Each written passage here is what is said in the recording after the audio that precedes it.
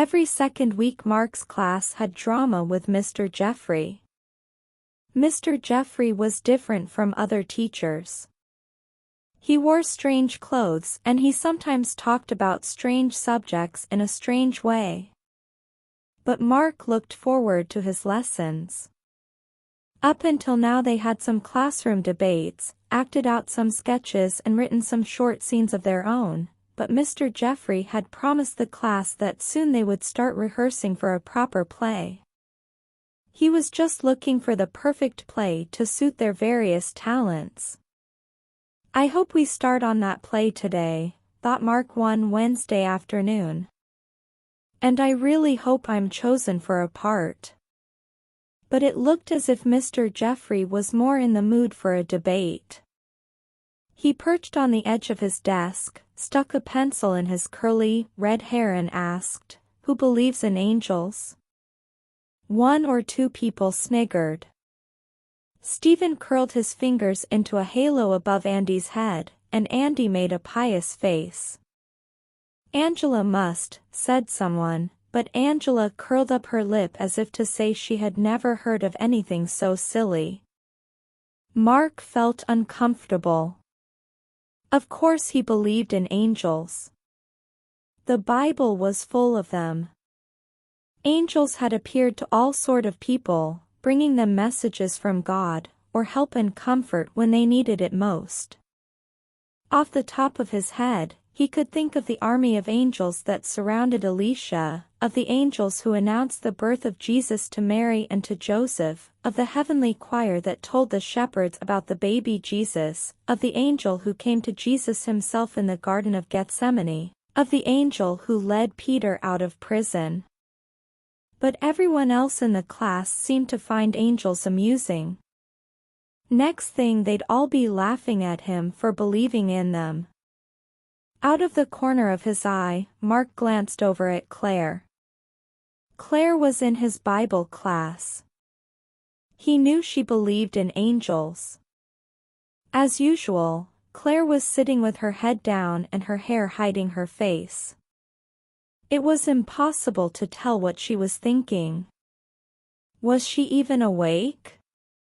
"Someone must believe in angels," urged Mr. Jeffrey. Christine spoke up. "I believe good people turn into angels when they die." "Why do you believe that?" "My nan told me about it." "I think it's a nice idea." Angela made a scoffing noise. "It takes some believing." "Angela," said Mr. Jeffrey, "a debate is not an opportunity to mock other people." Then he started to talk about something completely different.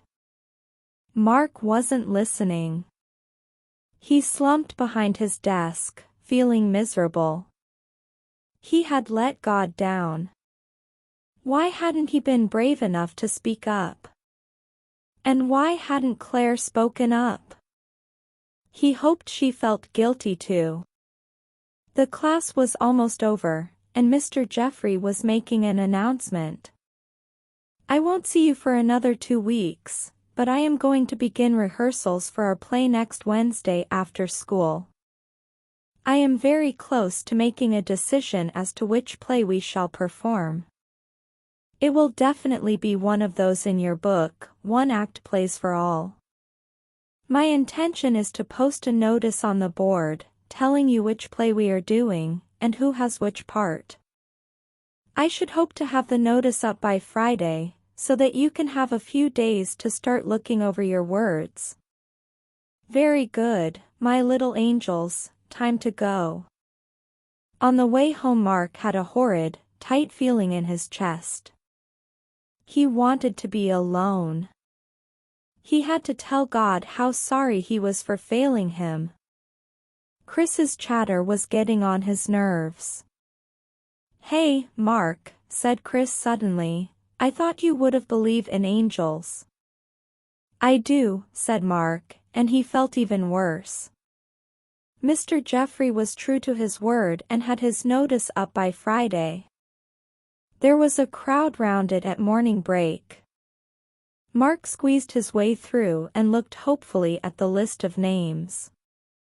"You're Gabriel," Andy informed him. "It's one of the main parts." It was only on his way home from school that Mark realized that he had forgotten to find out the name of the play. Fortunately, Chris had written down the page number. As soon as Mark was home, he dashed upstairs and soon found one-act plays under his bed. He turned to page 47 and began to read "At Heaven's Gates," paying particular attention to Gabriel's words. His excitement drained away as he read.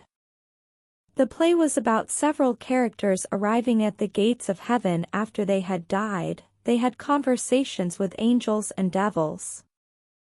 It was a witty play in a certain kind of way, but it started out by assuming that angels and demons were just myths or figures of fun. "What am I going to do?" wondered Mark. "I can't act Gabriel in this play, and have everyone laughing at him and even at God himself. Now I'll have to go and explain to Mr. Jeffrey that I do actually believe in angels.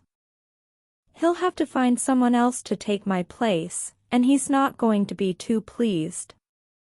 For the rest of the weekend, Mark tried to appear cheerful, and he tried to avoid any questions from the rest of the family as to whether or not he had a part in the play. On Sunday morning, when he arrived at church for Bible class, the only person already in the room was Claire. She was sitting in the corner. Mark thought she always looked as if she was trying to take up as little space in the world as she possibly could. He felt unreasonably cross with her. They grunted at each other, and Mark found himself a chair in the opposite corner. To his surprise, Claire spoke to him. "I'm sorry," she said. Mark stared at her. "What for?" he asked. Claire turned a bright shade of red. "I let you down the other day in drama. You know, about the angels." Mark thought for a moment. If he was honest, he did feel Claire had let him down. But then, he had let Claire down, too. To be fair, Claire was terrible shy. She never spoke in class. He should probably have been the one to take the lead. "I let you down, too," he said. "Sorry." He paused. "And we both let God down. I feel rotten now." "Me too," agreed Claire. "Have you read the play?" "Read it." "I'm meant to be Gabriel in it." "Oh dear." "I'm sure Mr. Jeffrey had that play in mind when he asked us all about angels. He wanted to find out if anyone would be offended. If only we had told him what we believed, he might have chosen a different play." Mark had never thought of that. This was getting worse and worse. Now people were going to be laughing at serious things from the Bible, and he could have stopped it, if only he had had more guts. The door opened, and Dave came into the room. "What's up here?" he asked. "You two look a bit down in the mouth." It was good to be able to tell someone the whole story. Dave listened sympathetically. "You're right, Mark. I don't think you should take part in the play, and you'll have to see Mr. Jeffrey and explain why.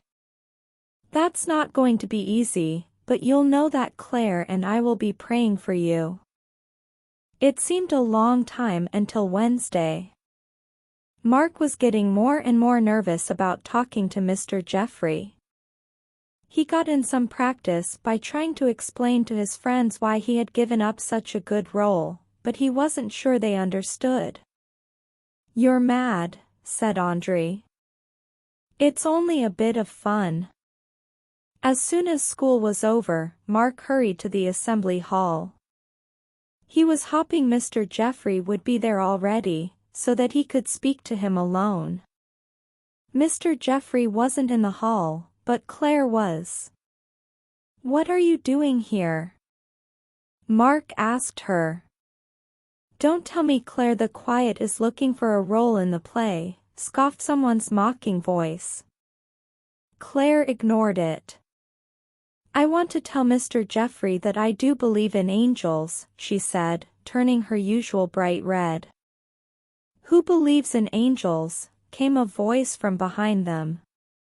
Mr. Jeffrey had padded in silently in his green suede shoes. Claire looked as if she was about to faint, but instead she pushed her hair off her face, and said quite clearly, "Mr. Jeffrey, last week you asked if we believed in angels. I was too scared to say then that I did. But I do. They're in the Bible, and I believe the whole Bible is true. So I just wanted to say that I don't think this is a good play, because it makes fun of the Word of God." Wow, thought Mark. That was brave. Claire's face was redder than ever now, and she let her hair fall back over her face. Mark noticed that she was trembling. Mr. Jeffrey heaved a sigh.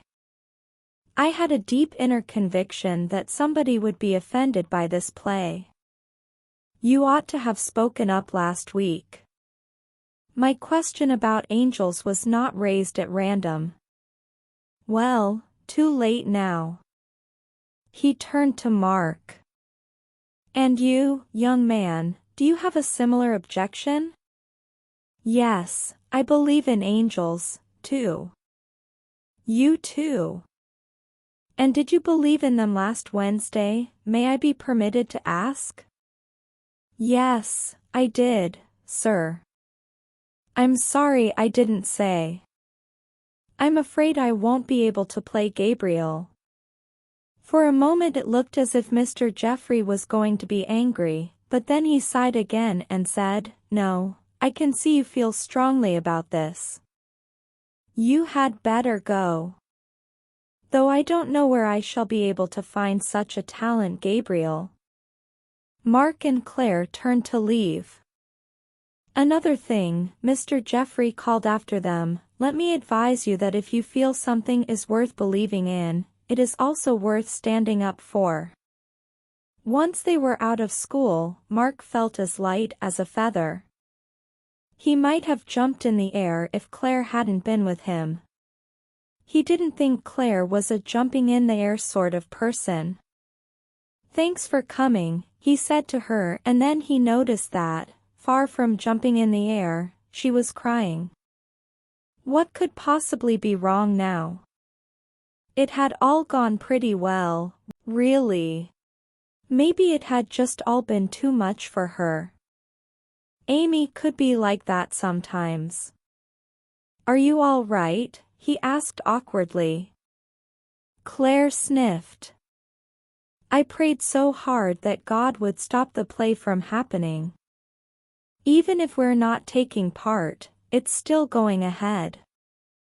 I feel so bad about that." Said Mark, "it's not good, but it's sort of out of our hands now. Look, there's your mom's car." Mark was relieved that Claire's mom had come to pick her up. He had been worried that he was going to be left with a sobbing girl on his hands. He turned down the offer of a lift for himself. He wanted to walk. Next he would have to explain at home why he wasn't at the rehearsal. His parents hadn't heard the story yet. When they did, they asked to see the play. Once they had read it, they were glad that Mark had made his own decision not to take part. Mark still felt ashamed about the Wednesday drama class. He was almost tempted to leave out that part. "Don't be too discouraged, son," said Dad. "We can all remember times when we've let the Lord down. The good thing is that He is ready to forgive us and give us a second chance. Think of Peter, the discipline. He denied 3 times that he was a follower of Jesus, because he was afraid of what might happen to him, and yet he went on to be a great preacher. Drama came round again on Wednesday afternoon. Last week's rehearsal was quite chaotic and most disappointing, declared Mr. Jeffrey. Everything seemed to go wrong, beginning with the walkout of Gabriel. Half the class turned round and stared at Mark, but he just gave them a friendly little wave. Apart from that, following a number of objections from some members of this class, who shall remain nameless. Again a few pupils twisted round in their seats to give Claire and Mark knowing looks. I have been asking some of my friends and acquaintances their opinion of At Heaven's Gates. I was surprised to find that some of those friends and acquaintances, whose judgment I value greatly, did not hold this work in high regard. I have therefore made the decision to change to another play. There was a moment's silence, broken suddenly by Claire, clapping her hands together and shouting out, "That's great news!" This time the whole class gaped at her in amazement. Mr. Jeffrey looked at Claire as if he was beginning to notice that she was there. Claire turned red, but she didn't hide behind her hair. "You know, Claire," said Mr. Jeffrey, "I think you may have the makings of an exceptional actress. I know just the part for you."